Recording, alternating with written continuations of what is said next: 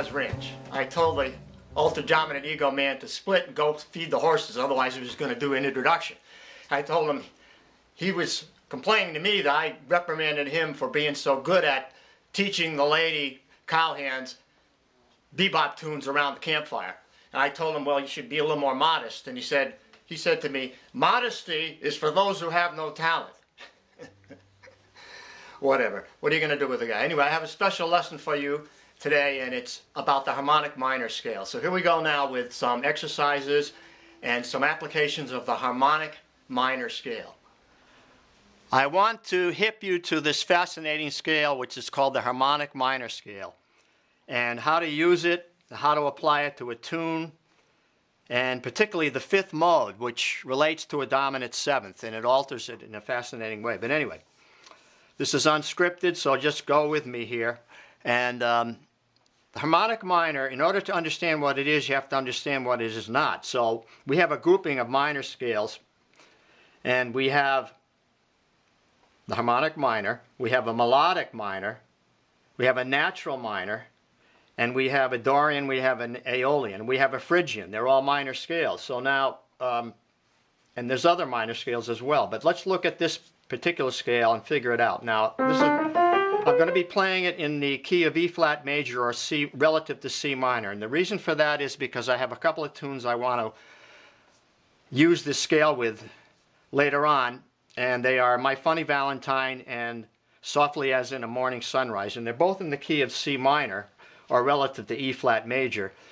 And so I want to make this practical. So I'm going to use, sorry I have to use the three flats, but the three flats are going to be here's the E flat major scale, right? So now we go to the sixth degree or sixth step of it, and we have this scale.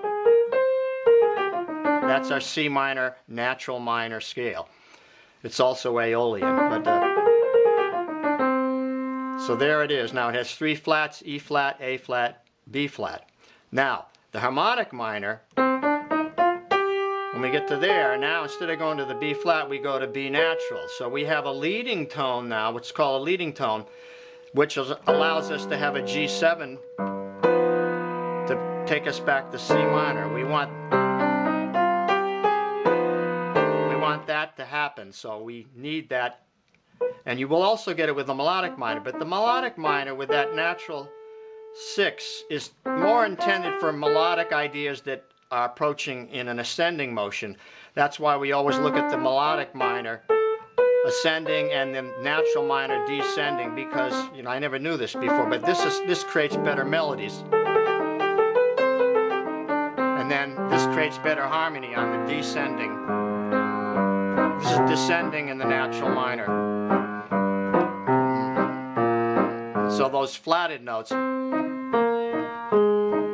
work really well, you know. So there you get it. Now, let's continue and explore this scale a little bit further.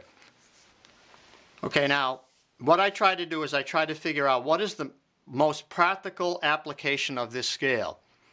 And I figured out it was to use it on the 5 chord. In other words, the dominant seventh of the key you're in. So if you're in a minor key, you know, it'd be the 5 of it. So like we're in the case, in this specific case, we're in C minor, so the 5 chord is going to be G7. So a way to get back to 1, right? We can use this scale to get back to 1. Now, that means we're using the 5th mode of the scale, because the 5 is always the 5th step of the scale. So now we're going to play the scale starting on the 5th step.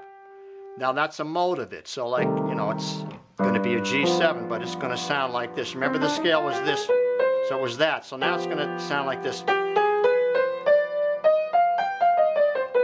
That's pretty cool sounding, right? I'm going to show you some really cool licks on this later on. But what's going on with that scale on the G7? Well, it has a flat 9, not a sharp 9, but has the major third, which we need here, the leading tone, the 4, the 5. Then it has this augmented, we can say flat 6, but I call it augmented 5th now, and the flat 7. So it really fits the G7 augmented chord really nicely, and that is a superior chord that wants to resolve to its 1. Like that, you see? You know? So that's a great scale for improvisation. And I'm going to break it down now into the various modes. And just stay with me on this, and I'll get to the part that is going to be more fun.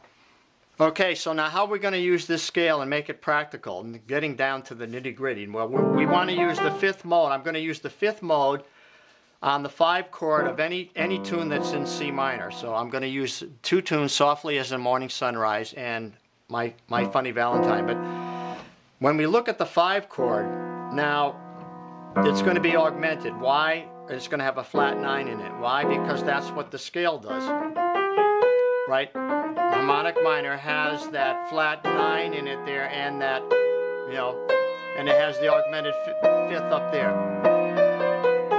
So it's a perfect scale to fit that chord that really wants to move to C minor. Why is that? It just has the pull. You know, that flat 9 wants to go down there, and that can actually stay there, but it, you know, also can move to a ninth like that. So there's more tension in it because it has the flat 9 and the sharp 5 than it would if it didn't have those, if it was like this. And that would probably want to move to C major, but now we want to do C minor. So that's the scale. I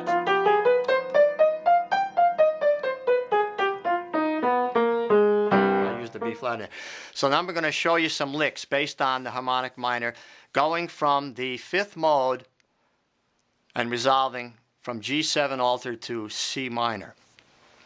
Okay, now if you read music, you can just download the sheet that I have for this. There's no charge for that, and you can see what I'm doing and analyze it. If you don't read music, then you can just look at what I'm doing. And let's take the first lick. Now that's the G7 chord, so this is the lick I wrote out. See, so it's just a 2-measure lick. In other words, G7 altered to C minor, and the C minor now I'm voicing it as a 9/13 chord, but like a, see, so you can play it different ways, but that's the first lick. Now here's the second lick. So it's just 5-1, right? Let's try to swing it.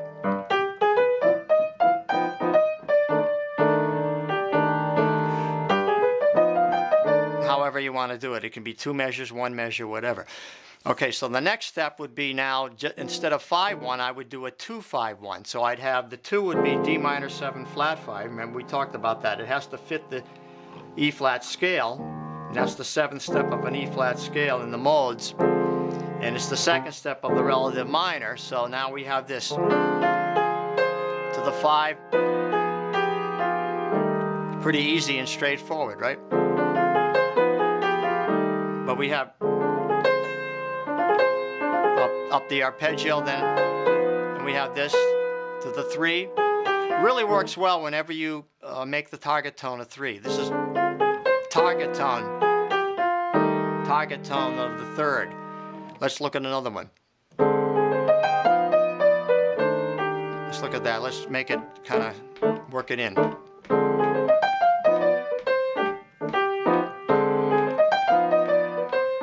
See, so you want to really practice that scale and then try to apply it to a variety of licks that you make up.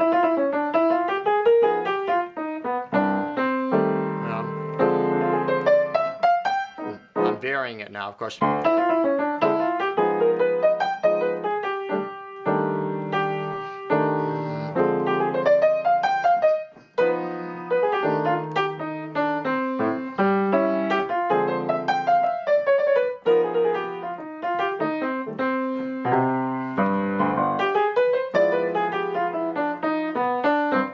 Okay, there's a couple of variations. Let's apply it to the song Softly as in the Morning Sunrise. Now in this particular tune, the 2 chord and the 5 chord fall in 1 measure. So like we can use any of the licks that are based on 1 measure. You know, like a, so like we have this.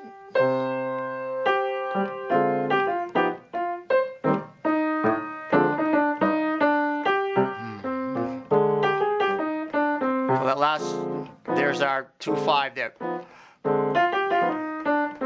Right? So like or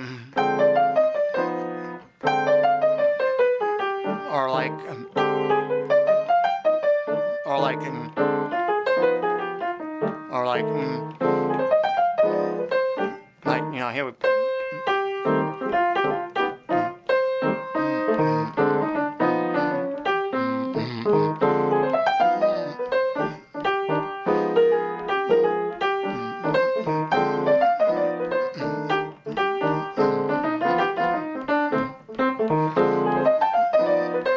see that? So that's working.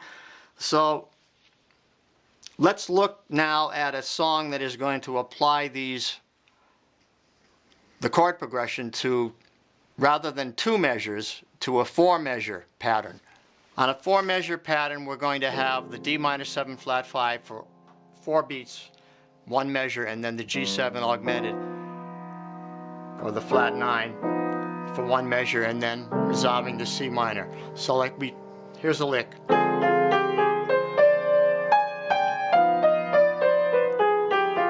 Let's get that.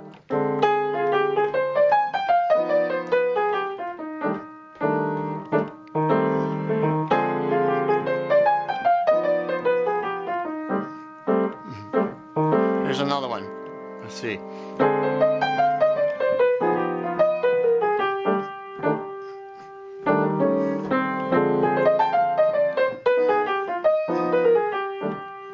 Vary the rhythm like it.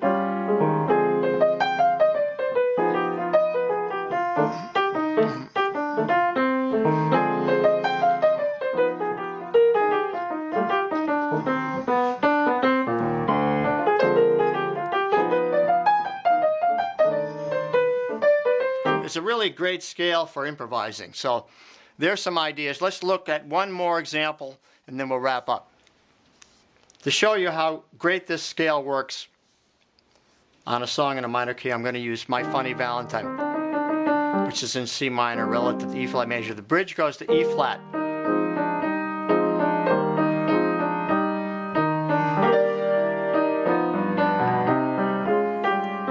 Now right here's our 2-5-1. I can put that lick right in there, like right? Or I could put it like this, like that, or I could. You see some. So if you have that scale in your hands, what happens is when you learn a scale, eventually it gets into your ear. And you're not just playing, 1, 3, 5, 6. You're not playing the intervals, you're playing the sound of the scale.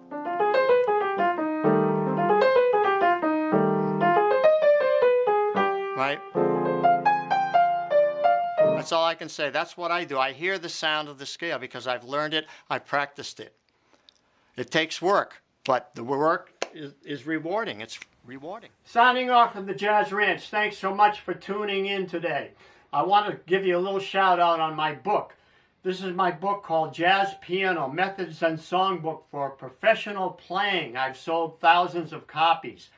I have a special sale going on right now. If you buy my book, you'll get my 140-page appendix of exercises for free.